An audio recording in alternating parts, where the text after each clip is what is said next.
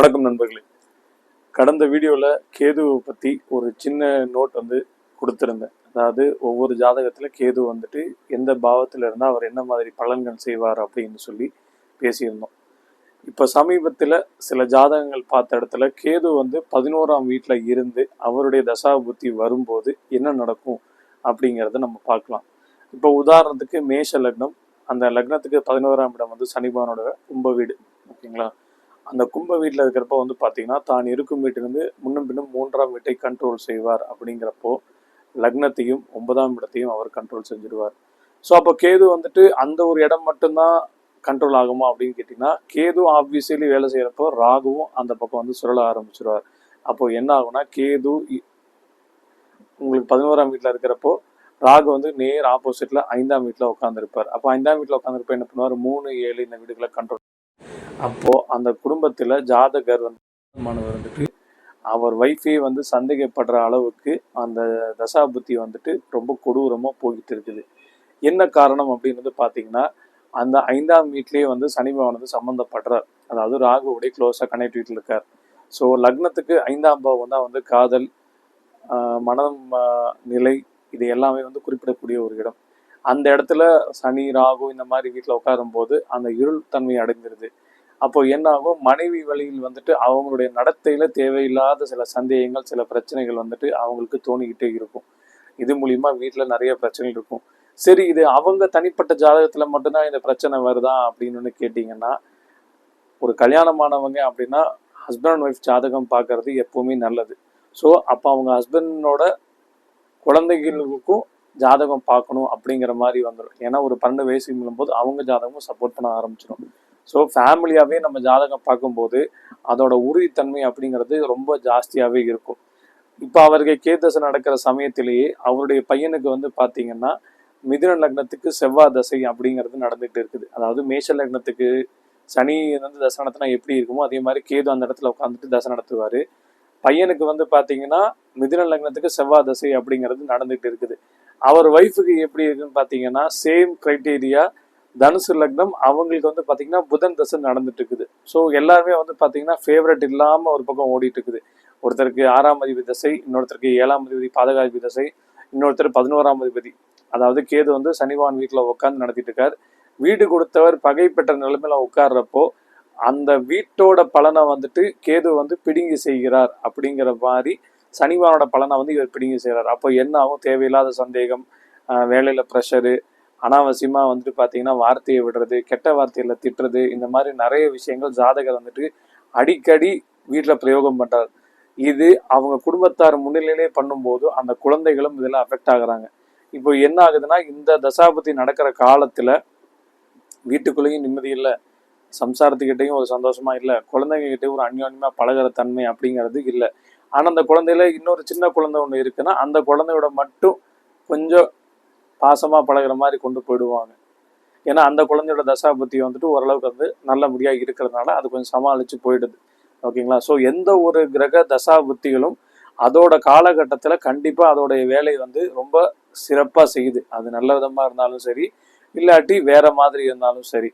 So இதில் மெயினாக கேது அப்படிங்கிறவர் பார்த்தீங்கன்னா ரொம்ப பெக்யூலியராக டோட்டலாகவே ஜாதகத்தை கண்ட்ரோலில் எடுத்துருவார். ஏன்னா ராகு கேது பார்த்தீங்கன்னா பாம்பு கிரகங்கள் நம்ம சொல்லுவோம். அந்த பாம்பு என்ன போகும்னா ஒரு தலைப்பகுதி, ஒரு வால் பகுதி அப்படிங்கிற மாதிரி போயிடும். இதில் வால் பகுதி இருக்கிறது பார்த்தீங்கன்னா மனித தலை, பாம்பு உடம்பு. இன்னொருத்தர் பார்த்தீங்கன்னா பாம்பு தலை, மனித உடம்பு அப்படிங்கிற மாதிரி வந்துடும். ஓகேங்களா? ஸோ அப்படி இருக்கிறப்போ என்ன ஆகுன்னா, இந்த மனித தலை பாம்பு உடம்பு பார்த்தீங்கன்னா எவ்வளவு கொடுத்தாலும் அதுக்கு தீரவே தீராது. பொதுவாக ஜாதகத்தில் நம்ம ஏன் ராகுக்கு எதுவும் முக்கியமாக நம்ம சொல்கிறோன்னா, நம்மளுடைய ஆசைகளும் எண்ணங்களும் நாம் வாழும் வரை கடைசி வரை பெருகிக்கிட்டே தான் போகுது. ஏன்னா அதுக்கு ஒரு எண்டே கிடையாது. நம்ம ஒரு சின்னதாக ஒரு வீடு வாங்கணும், அந்த வீடை விட பெரிய வீடு வாங்கணும், அதுக்கப்புறம் அதை விட பெரிய வீடு வாங்கணுங்கிற எண்ணம் தான் வரும். அதே மாதிரி நம்ம ஒரு சாப்பாடு சாப்பிட்றோம், அதை விட ருசியான சாப்பாடு, அப்புறம் வேற நாட்டு சாப்பாடு, வேற ஊர் சாப்பாடு, வேறு கலாச்சார சாப்பாடு, இப்படிங்கிற எண்ணம் பெருகிக்கிட்டே போகும். இதுக்கு மெயினாக ராகு தான் காரணம். நம்மளுடைய பிறப்பும் மூலாதாரமே ராகு தான். நம்மளுடைய பிறப்பின் முடிவு கேது. அதனாலதான் கேது மோட்சக்காரகன், ராகு பார்த்தீங்கன்னா ஆசைகளை வளர்ப்பவன் அப்படின்னு அர்த்தம். இதுல கேது தசை வரும்போது என்னாகுன்னா, இந்த உலகில் இன்பங்களை மொத்தமா எதுவுமே நிலையானது இல்லை, எல்லாமே போய் எல்லாமே மாயை அப்படிங்கிறத அவர் உணர்த்துறதுக்கு உங்ககிட்ட இருக்கிற எல்லா சொத்துக்களையும் சுகங்களையும் அவர் பறித்து விடுவார்.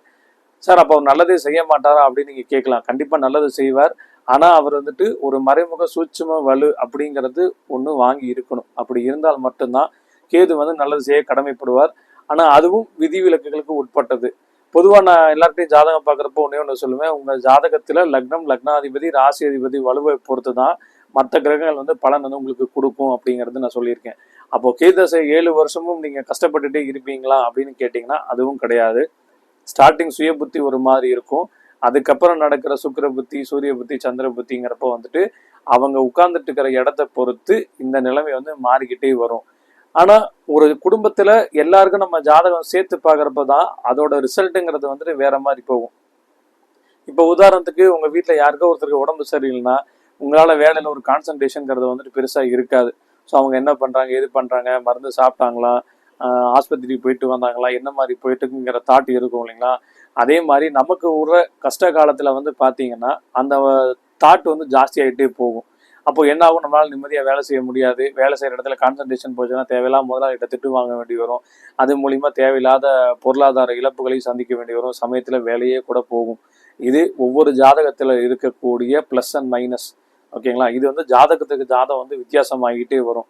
அப்போ நீங்க என்ன பண்ணணும் கேது தசால அப்படின்னா, முடிஞ்ச அளவுக்கு நீங்க ரொம்ப எளிமையா நேர்மையா உங்க வாழ்க்கையை வாழ பழகணும்.